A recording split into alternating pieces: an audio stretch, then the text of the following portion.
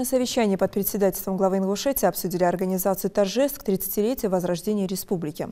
По словам исполняющей обязанности министра культуры региона Залины Ильяновой, ведомство запланировало проведение более 100 культурно-массовых мероприятий в городах и селах. Главное празднование, посвященное юбилею, планируется провести 4 июня на стадионе имени Дьякова в Сунже.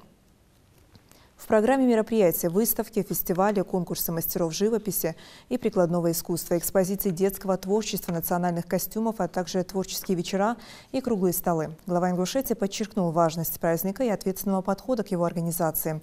Руководитель субъекта отдельно отметил работу, предстоящую муниципалитетам. По его словам, облик городов и районов республики должен соответствовать дате и праздничной атмосфере.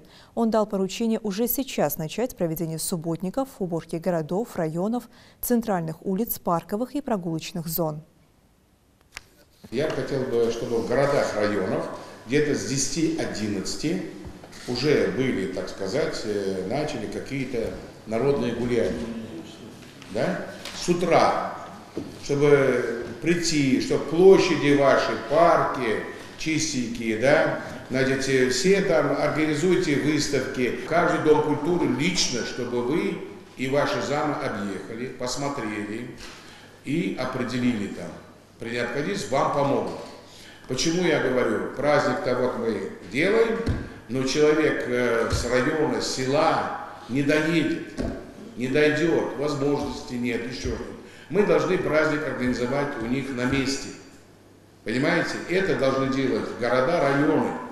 Вы должны у себя организовать, чтобы дети, наши мамы, сестры, чтобы они могли прийти и, значит, участвовать в общем празднике, который нам необходим. Для всех необходим. 30 лет.